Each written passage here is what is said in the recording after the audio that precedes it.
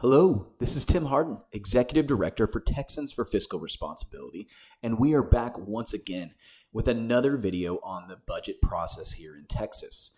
Today's video, we're going to be speaking about the Office of the Governor. So let's get started. Now, the Governor's Office is a major player in the budget and is involved from the start to the finish. The two main players in the Governor's Office are the Governor himself and the Governor's Office of Budget Planning and Policy. Now, the governor's involvement starts with strategic planning.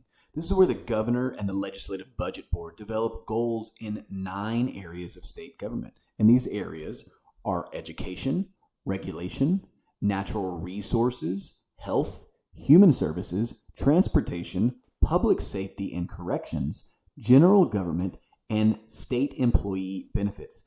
These goals are used by state agencies for their strategic plans. The Legislative Budget Board and the governor also work together to develop LAR instructions for state agencies. The governor's office must hold hearings on LARs for each agency. The LARs must eventually be submitted back to the governor's office. Now, the governor is also required to provide a biennial appropriation budget, which is delivered to the legislature within the first 6 days of a legislative session. Then the governor is authorized to deliver an appropriation bill within the first 30 days of session. Now, this appropriation bill from the governor's office is typically used only as a guide, and the Legislative Budget Board provides the actual bill that the budget will be based on.